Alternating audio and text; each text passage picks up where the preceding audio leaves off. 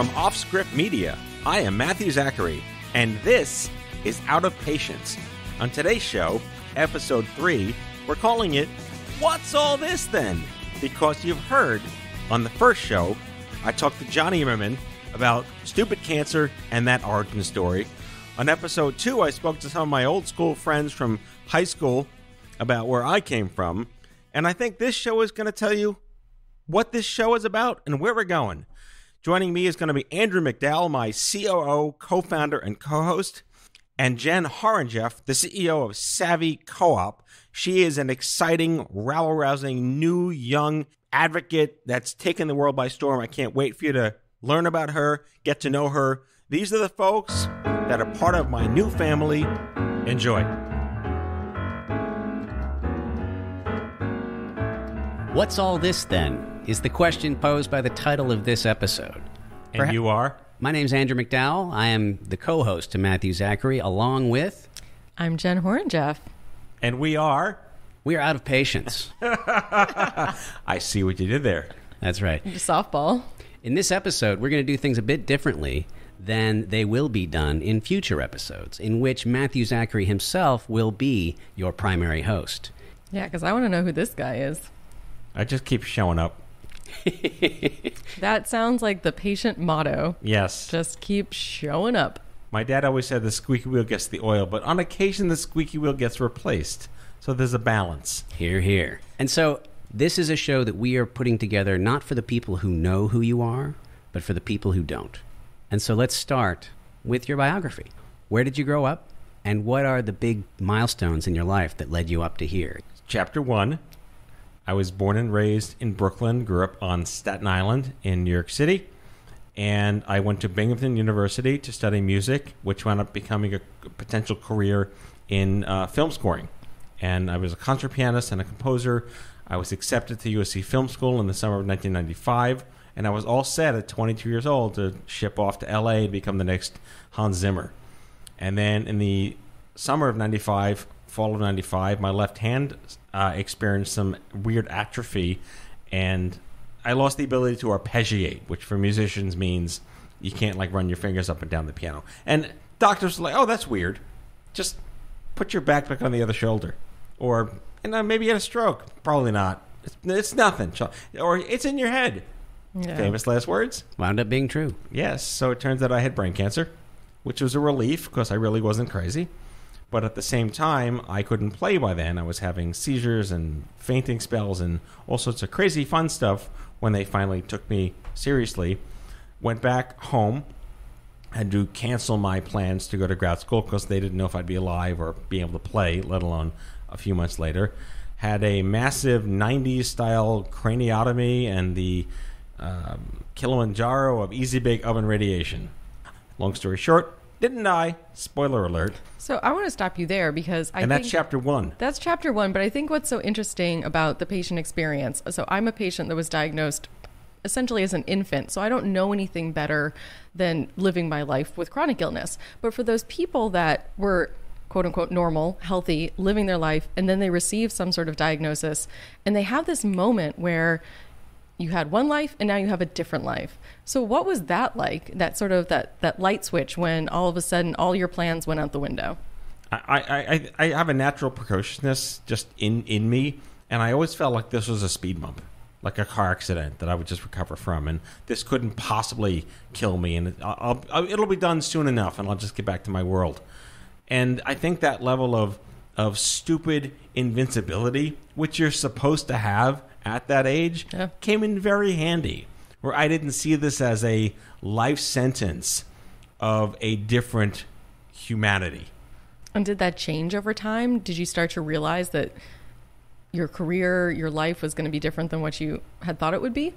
I mean, I've always felt like I have a calling to help people. My father and my parents raised us very well. I'm not a money person. I don't chase billions of dollars. I had never had that aspiration. I'm a musician and an artist in my heart. I want a audience to applaud for me out of my desperate needs for fulfillment and insecurity. So the idea of having that ripped away from me, I think, was the identity I had lost. The path was taking you one direction and things changed. You you headed off in a different direction at that point. You did so with confidence. You did not wind up becoming the next Hans Zimmer, at least not immediately. At least not yet. Not yet. There you go. There's always a chance. There's always a chance. What did come next? Panic, depression, anxiety, stress. Who am I? What am I doing out there? Dating was weird. I was impotent for a while. I was infertile forever. But my 20s were just living in the shit happens story. But so you came from a community, right? Right. One that was an extension of your family and your school and your community, your neighborhood, people who knew you. They all learned that you were dealing with this. So that community was there. But I know we've talked about the fact that that community wasn't delivering everything that you needed as a person in your position, a young adult facing down cancer. Well, that's always the story, your tribe. I needed a different tribe, that I didn't know I even had access to, and even back then there weren't really many. Again, the 90s. All right, let's just forgive the 90s. But I love the 90s. You're probably the only one. What? I beg to differ, but not the experience of the 90s. Oh, yeah. Give me those jams. A gas shortage and a flock of seagulls.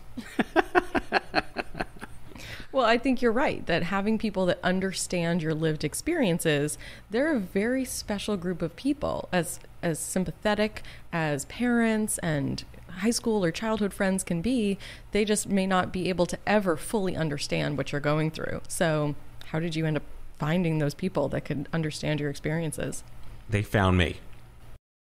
So I was approached by my first peer, my first tribesman, also a Jew, so a landsman too. But he was a young guy who had brain cancer in college, went to Binghamton, didn't know him, and it was like this gestalt moment, like, oh my God, it's not just I'm not alone, you're my clone.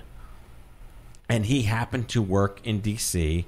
in cancer survivorship advocacy, and he said to me, you should be an advocate. And my response was, what the hell is an advocate? So what is an advocate? An advocate is someone who makes sure someone like me doesn't get Robitussin for brain cancer. And for those people who aren't familiar with the patient advocacy field, arena, what is it? What is it really? What does it mean to be an advocate? Again, I think the allegory I'm using today is that when you entered that Shit Happens store, there was no greeter. Hi, Matt, here's exactly what you do right now. And for those of us who have potentially either finished our shopping or are just used to shopping in that store so much, we have an obligation to become greeters for the next us and to build a community of people who don't judge you for having entered that store that you never wanted to go into. That's how I define advocacy 25 years later. Yeah, that's great. And I think, not only are you helping to bring in the people that are unfortunately coming into these same lived experiences, but also how can that be used to educate those people that have not and may never be part of this tribe, as you say? How do you think about advocacy from that standpoint to educate the people that are not part of this group? I looked at Livestrong and this is a really well-branded organization. They're doing interesting things about the life of people with cancer. Not cure, not research, not doctor. I mean, there are all these, legs to it. But the whole point is that we have the right to live the way we want. And that's such a universal message that people who didn't have cancer still understood what Livestrong meant. And I always carry that forward through the incredible breakfast club of young rapscallion Margaret Mead folks that I was introduced to in the early 2000s, the mid-2000s, around what does it mean to build a movement around the life we deserve. And I channeled that entire pathos into Stupid Cancer. It's not about what you have. It's about how you feel with what you have in common. Advocacy, you said this to me once, is about filling in the space between curing or managing a disease and saving your life. That I said that. distinction, yes. You're welcome. So wise. Yeah, that was the approach that you took to defining it that really made it click with me. It's about going beyond taking care of your brain cancer and going through the entire process of retraining your left hand to play the piano. That is part of what it takes to save your life after it's been knocked off its trajectory. I think another important thing to think about advocacy, and I'd love to see how you're sort of handling this, is the idea of sort of like the personal advocacy and how can you advocate for yourself in your treatment and your career and your life choices. And then the advocacy you're doing out into the world. So things that you're doing with Stupid Cancer to raise awareness so other people know that they're not alone. How did you sort of deal with that sort of duality in the struggle of making sure that you're taking care of yourself and you can advocate for your needs and then advocating for the entire community? I'll button this with a great anecdote. So I was at Hopkins talking about teens with cancer and meeting with these incredible high school students that were just dealing with all sorts of crap. And the nurse navigator was in charge of them. She was also a survivor who became a nurse navigator at Hopkins. And we went out for a bite with a bunch of doctors, and she said to me, I didn't know about Stupid Cancer until you came here. But I may never need to take advantage of this service and this community, but just knowing that they're there makes my life a whole lot better. I realized that I found my calling. I'm going to build, back then they would call it a portal, or a Yellow Pages, or a 411 website from scratch, because I've been coding since I'm 8 years old, of every single young adult cancer resource. Nonprofit, book, story, blog, back when Blogger was a thing. This is pre-iPhone. This is pre-Android. This is pre-everything. Stupid Cancer became, and will forever be, the community I wished I had when I was told you'll be dead in 6 months. One of my earliest mentors, and I'm keen on just doing a show about her biography, the late Selma Schimmel, God rest her soul, was the first young adult cancer survivor to start a nonprofit in terrestrial radio advocacy. We're talking way back, like AM radio for cancer advocacy in the 90s. And she was offered the opportunity to take her show to digital, whatever that meant, in 2006. And she said, I'd rather just give this to Matt. He'd be a better guy to get behind the mic and be angry because I have my nonprofit to run. So Selma basically gave me the chance to do a radio show on the internet. That was live. Live. Remember live? Not streaming. Live. You turn it on, it's there. You miss it, it's gone. That was live. So the Stupid Cancer Show was created in March of 2007 when Selma said, let's figure out how to set this up. And for the next couple of months, I'm talking to the Livestrong people. I'm going to start a nonprofit, and the radio show is going to be the voice of our movement. And they were like, really? Okay, Matt's going to go do that. Let's all get on Matt's show.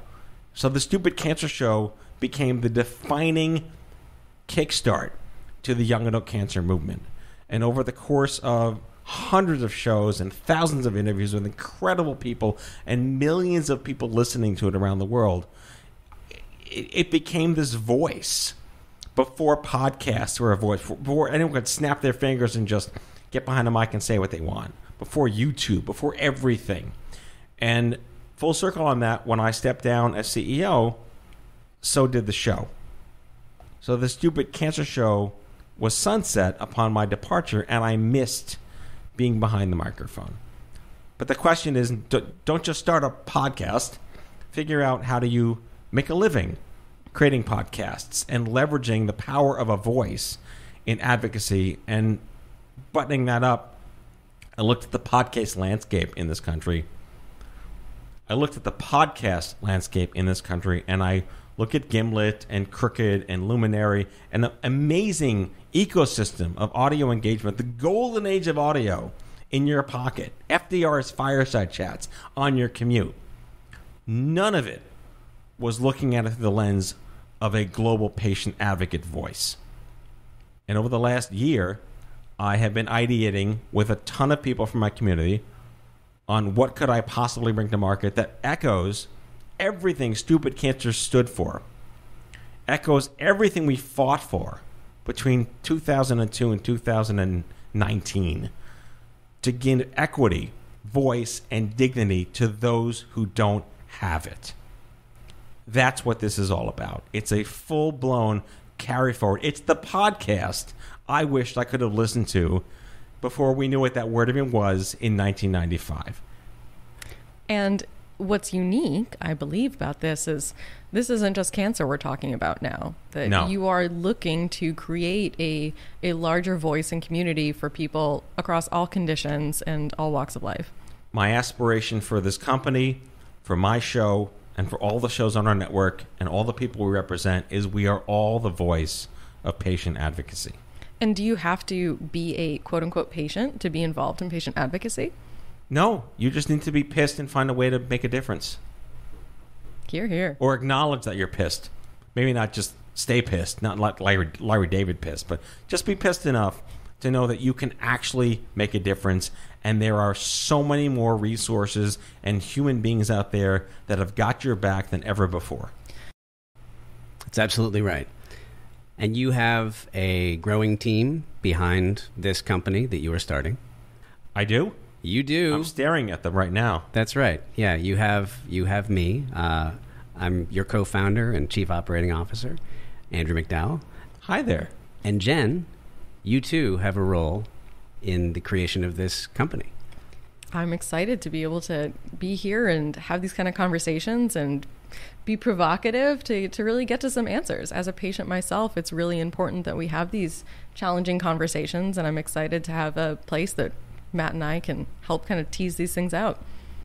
Tell me about the name of your show, Matt. I think there's a story behind it. I think Out of Patience, as its own internal dad joke, which could potentially be misspelled either way and mean the same damn thing, is a wonderful play on words that sums up everything I feel. And that it's not a hostile disdain anymore as much as it is that we already know that we can change things. And I look back at the Livestrong strategic plan for the advancement of the young adult cancer narrative in preserving outcomes equity. And the week before I announced my resignation, stepping down to Stupid Cancer, I read it. And every fucking thing in that was done. So it is entirely possible to still channel disenfranchisement and disheartening realities to knowing that it is possible to do that. But at the same time, while industry is showing small signs of the battleship tipping in our direction, we're still out of patience. And we want shit done better. And it's just bringing the conversation to the forefront so people can hear, even if they're not seeing change in action, that they're actually getting a window into the conversations that patients are having. So you have a podcast company now. That's a little bit of a pivot from a patient advocacy organization. I'm curious, what drew you to think that this is the next step? I think it's my natural place in the world to be behind a microphone and talk to people. Is that because you feel that you have a message or that you're trying to share the message of other people? I have a natural curiosity for humanity. And apparently I did it pretty well for 14 years. And I did feel a sense of loss that I didn't get to meet and talk to and interview wonderfully incredible, inspiring people and give them the voice that they deserve to have. And I think that's something interesting, too, because at Stupid Cancer, of course, the lens is thinking about the cancer community. How is OffScrip going to deliver on the larger patient community? I think it goes back to what I said earlier, which is that it's not about what you have. It's about what you have in common. And for somebody who has such a compelling story, why do you now feel compelled to tell other people's stories? I think there's an endless supply of narrative on this tiny blue marble that can be told. And you pick your lane and you try to do it as best as you can. And it's not about competition. It's about relevancy and collaboration. Community is all we have. It's all we have. And in the best sense of what makes it possible is where we see the sun. We see the shining lights. We see the shadow beneath the tree we built that just wasn't there before. And you're used to being the one asking the questions. I get to do that today. But why is that something that you now want to use your voice to help elevate others? I believe there's a need. There are people who don't realize they have their own potential. And we're not here to save people or tell them what to do. If you don't know that you have the possibilities, if you are unaware that you could be motivated to be the best you, I hate to sound like a Hallmark card out there. And to quote Steve Jobs, you never give someone what they want, you give them what they didn't know they needed. I didn't know I needed Craig in my life to change everything I could ever potentially see myself doing. And I'll share one of my favorite quotes with you from a monk, Matthew Ricard, who said, "Resilience starts with role models." And I think about how are we delivering on that with a podcast to be able to share the stories and motivate people? Is that an important message for you to get out there? Perseverance. One of my favorite words. I feel I live and breathe in it every day. And it isn't a can't stop, don't stop, won't stop. It's believing that it's possible to get things done, despite all the crap that happens to you that you didn't ask for. And so thinking about the podcast and what our listeners can expect from hearing from you in the interviews that you're going to be doing, what does that look like? How are you going to tell those stories? I hope that we produce content that patients want to listen to, that we will speak with them, not to them or at them. So if people want to be able to co-design some of this content with you and really get their message out to you, how can they get in touch? I would say send us an email, tweet us at OffScrip Media, go to Instagram, the usual suspects out there, but we will read every single email.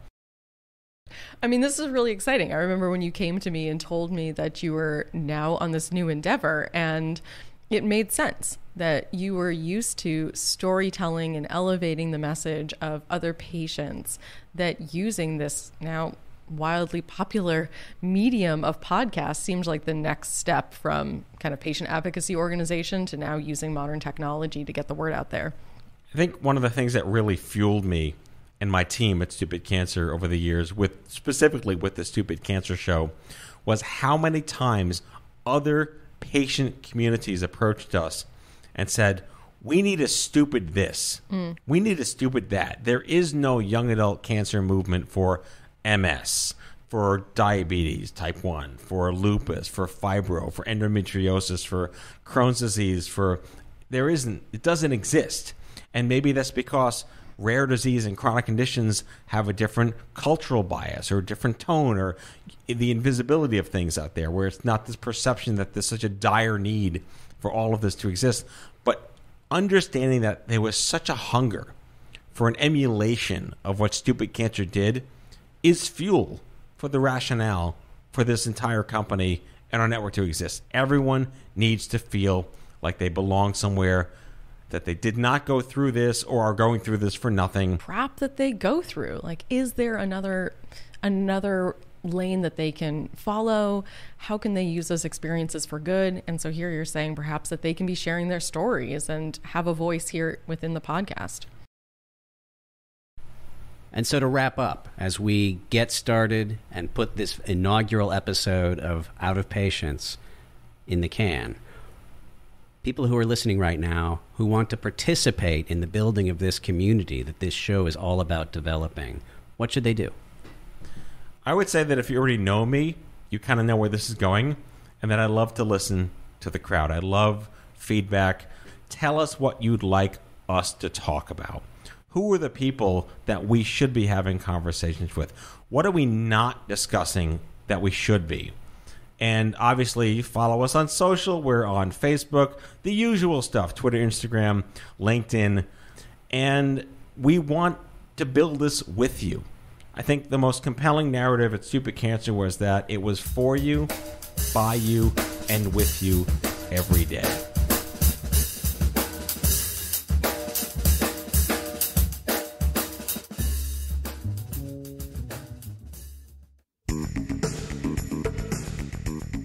Out of Patience with Matthew Zachary is a product of OffScrip Media. The executive producer is Matthew Zachary. Our managing producer is Andrew MacDowell.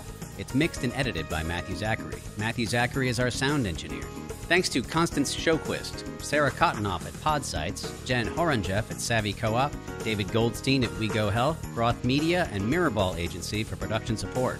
If you haven't already, be sure to subscribe to this podcast and never miss a new episode. Help us grow by giving us a like and a review wherever you get your podcasts. And please follow OffScrip Media on Facebook, Twitter, Instagram, and LinkedIn.